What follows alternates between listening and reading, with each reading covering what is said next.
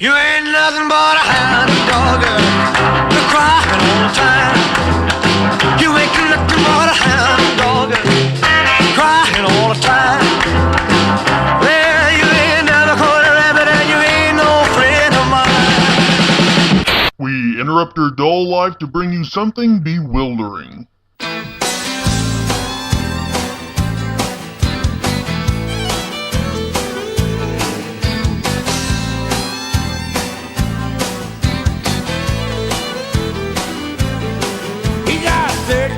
Channels of a wrestling coming in strong from a satellite send. 200 function remote control, big screen TV with stereo, football, baseball, NASCAR too, with picture and a picture and it's all in view. And if it comes on just a little too late, with his VCRs he can get it on tape. He's a high-tech redneck Mayberry meets Star Trek. He's a barking, but he's plugged in. He's a high-tech redneck.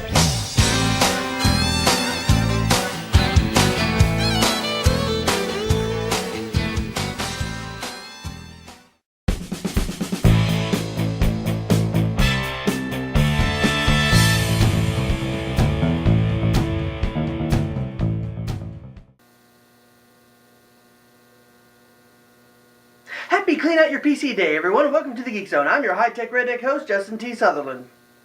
Clean Out Your Computer Day is celebrated on the second Monday of the month of February. This is a day when you take the time to go through and delete any documents, music, videos, pictures, or programs that you haven't used in a long time, followed by a computer defragment. See episode 20 to learn how to do that. It is unknown exactly how this holiday got started or by whom. All that is known is that it was started by someone in the tech industry to get people to finally clear the clutter off their computer, which causes a lot of problems. I am celebrating this day instead of Valentine's Day because I have roughly 450 gigabytes of data on my computer and I need to sort through it. This holiday is going to take me all day to celebrate. So if you're like me, order a pizza, grab a Mountain Dew, and get ready for hours of sitting at your computer. Which is basically standard operating procedures for me. So, before I go and work on my computer, let's watch a TV show. This is Defiance. Defiance is an American science fiction television series developed by Rockne S. O'Brien, Kevin Murphy, and Michael Taylor. The series is produced by Universal Cable Productions in transmedia collaboration with Tryon Worlds, who have released an MMORPG video game of the same name which is tied into the series. The show takes place in the future on a radically transformed Earth due to alien terraforming technology. As the series opens, Joshua Nolan, played by Grant Bowler, works as a local sheriff, or lawkeeper for the town of Defiance, a community where humans and aliens coexist. The show follows Nolan, his adopted alien daughter Arissa, played by Stephanie Leonidas, and the town's new mayor, Amanda Rosewater, played by Julie Benz. The series is broadcast in the United States on the cable channel Syfy and in various international markets. It premiered on April 15, 2013 in the United States and the same week in most countries that picked up the series. On May 10, 2013, Syfy renewed the series for a 13-episode second season, which premiered on June 19, 2014, and concluded on August 28, 2014. It was renewed for a 13-episode third season on September 25, 2014, to air in 2015. But now the real question is, do you care? Well, let's find out.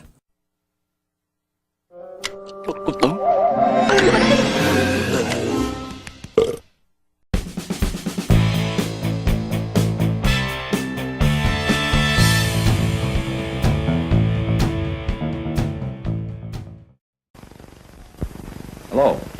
I want to show you something that'll really shock you. This is a plain white shirt of mine, and this is the new Papermate pen. Now watch this.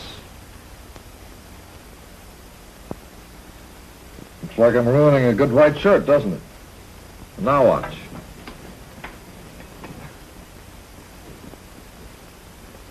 Now look. Here's a bar of soap, and here's water.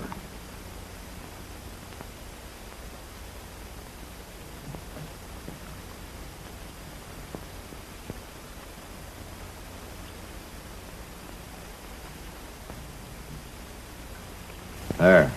You can see for yourself. There's not a trace of ink anywhere. Wasn't that amazing? Now I'm really going to show you something about this Papermate ink. Paper-Mate ink is absolutely permanent on paper. How about that? Paper-Mate ink washes right out of cloth and yet is permanent on paper. Is it any wonder that Paper-Mate is the pen approved by bankers and school principals all over the country?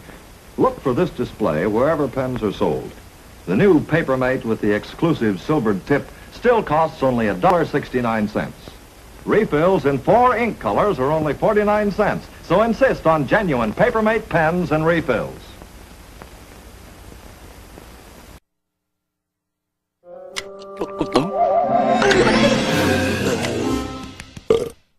The acting in the show is pretty well done and is enjoyable. Every actor they have chosen fits the role they're in very well and do a darn good job at selling you the fact that they are who they say they are. Not a lot more to say other than a 5 out of 5. The flow of show is kind of stop and go, but that's about normal for a television series. Some episodes hit the right note, while others are on the extremes of the spectrum. To elaborate, some episodes are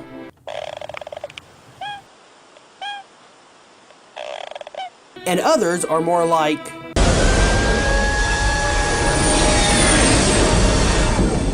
they do have a bad tendency to drag out episodes before explaining anything, but those lag episodes aren't wasted. They're used to develop characters or at the very least show a new part of the world in which the show takes place. Summing it up, the flow of the show is about average, which is why I'm giving it a 3.9 out of 5. The interest factor, unlike most sci-fi shows, is high all the way around. Everyone will find something in the show to latch hold of and enjoy watching. You like sci-fi?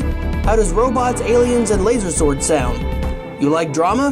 How does a love triangle, jealousy, and betrayal sound? You like crime shows? There is a crime to be solved nearly every episode. You like post-apocalyptic things? This show takes place after what was known as the Pale Wars, which left the planet and civilization decimated.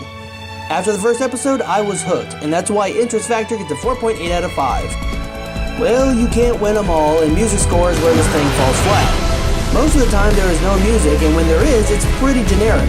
Heck, you could play the theme song right now, and I wouldn't know it. And I'm currently reviewing the thing.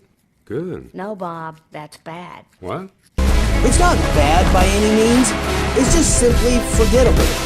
Not a lot to say other than a 3.3 out of 5. The plot is a little difficult to judge as the series is still ongoing, but I'm going to review what has been seen thus far. The story begins in the year 2046. Earth has been radically transformed due to the invasion of several extraterrestrial races, collectively known as Votans, causing changes in our world, the extinction of plant and animal species, and the emergence of new species. The series follows Joshua Nolan, played by Grant Bowler, and his adopted Arathian daughter, Erissa, played by Stephanie Leonidas, who have put down roots in the city of Defiance, a city-state community where humans and Votans coexist over the partially rebuilt ruins of St. Louis. Due to some cool events that take place in the first episode, Nolan is made sheriff of the town and thus stays.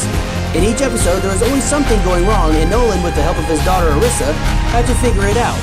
There is something I need to alert people to, though. This show is not for kids. This show is not for kids. This show is overflowing with sex, drugs, sex, violence, sex, and crime. Did I mention sex? Seriously, there are moments that will make you need to wash your eyes out with soap. Again, not for kids. Or adults, really, when I think about it. I joke, but at the same time, there are several scenes that the series shoehorns in that is clearly just the writer seeing how far people will let them go. This is bad because the only time you can watch the show is late at night when no one else is around because you don't know what's going to be in the episode. You know, that's really quite sad when your show is easily comparable to porn. If you didn't count the line crossing scenes, the plot would get a 4.8, but the moral side of me wants to give it a 2, so I'll average it and give plot a 3.4 out of 5. The replay factor is about par. It is more or less the same as any sci-fi series. If you buy or record the series, after watching it, it might be a year before you want to re-watch past episodes. Like I said, about par. So replay would get a 3.7 out of 5. The special effects in the series is where it shines again. The alien designs are reminiscent of Star Trek, and several effects like the laser blades and such are really cool. What keeps this from being a perfect score, however, is in several areas they try to make it look like its video game counterpart, and you can clearly see its almost cheapness.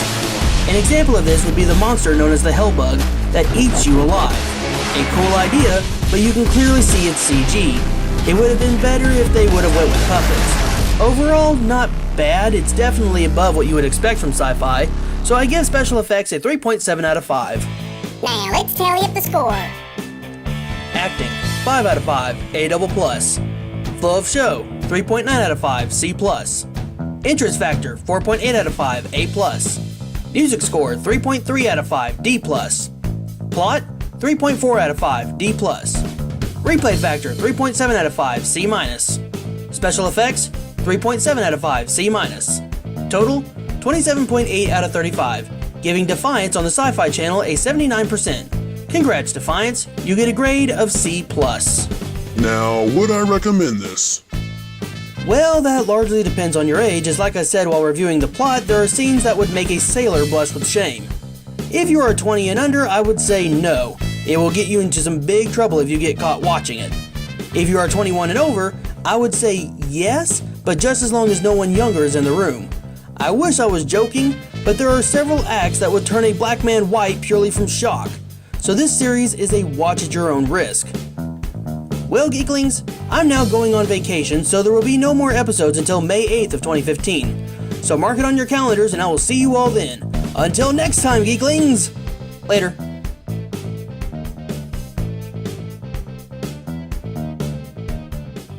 We now return you to your normal broadcast. Thank you.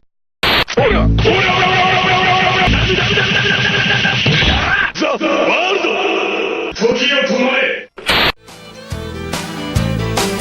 got 20 subwoofers in the bed of his truck, 1,000 watts of power, and he keeps it cranked up.